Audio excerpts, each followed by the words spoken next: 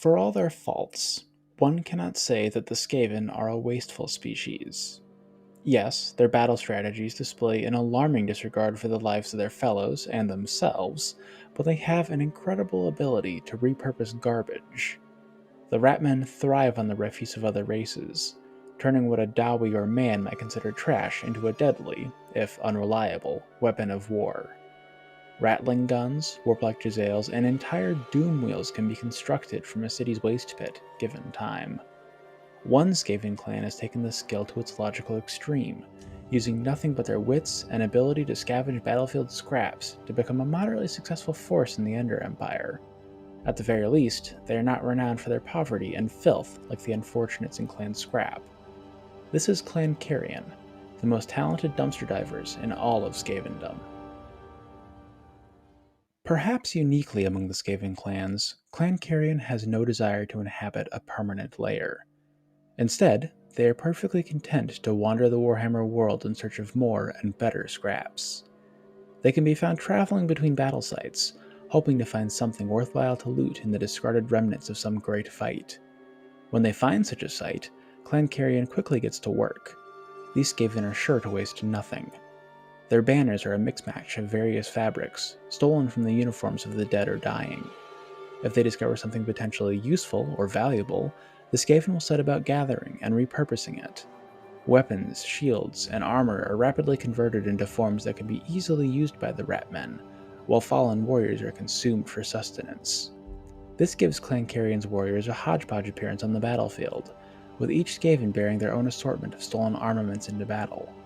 A single Stormvermin may be equipped with a dwarfish axe and a battered suit of Imperial full-plate armor, while the warrior next to him wields a Bretonnian longsword in one hand and a Talayan dueling dagger in the other.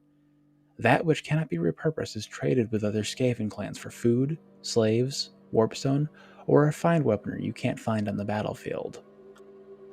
Their scavenging way of life has given Clan Carrion a few notable habits. For one, their respect for property rights is shaky, even for a Skaven. They firmly believe in finders keepers, even if the item isn't truly lost, or if its owner is right there but foolish enough to look away for even a second. Any Skaven clan that lets them into their lair unaccompanied deserves to be robbed blind, and will be. Weapons, tools, and armor change hands all the time, and it can be safely said that they only truly own what they have in their paws at a given moment. Secondly, every Skaven in Clan Carrion carries a truly ludicrous number of knives on their person. As battlefield scavengers, these are invaluable tools for cutting and prying loot from wherever it happens to be lodged. They're also handy in a fight, which doesn't hurt. Finally, Clan Carrion paints truly valuable items bright colors. This makes them easier to find after the chaos of battle. It doesn't matter if they're monsters such as rat ogres, mobile food sources like giant rats, or weapons like warp-lock pistols and poison wind mortars. If they're truly hard to come across, they get a nice, thick layer of paint. Combined with their unusual assembly of weapons and armor, this can make a group of Clan Carrion warriors look truly bizarre. If you're interested in bringing a Clan Carrion army on Tabletop, you can kinda do whatever you want.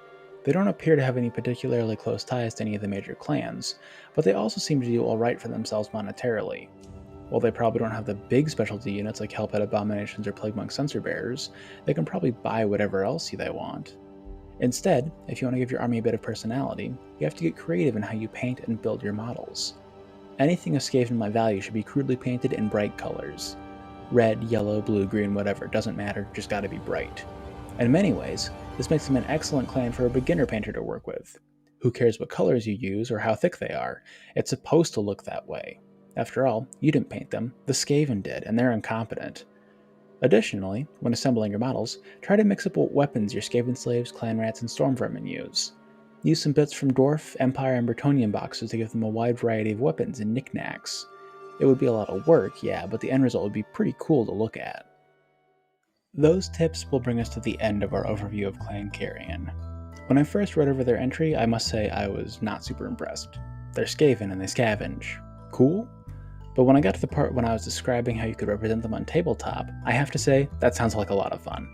It'd be an interesting artistic challenge to make a unit of clan rats where every Skaven is carrying a semi-unique weapon as opposed to the same 2 or 3 sword types or whatever it is that comes in Skaven boxes. Of course, since your average clan rat unit is something like 50 rats, that might be a pain in the butt to make each one unique. But conceptually, sounds great. I don't know if I'd theme an army around them myself, but they're definitely in the conversation if I ever lower myself to playing Thagoraki. Disgusting. Anyways, that's all I have from these guys. If you liked the video, be sure to like, subscribe, and comment your thoughts down below. Until next time, this has been Sigmar's Chosen, signing off for now.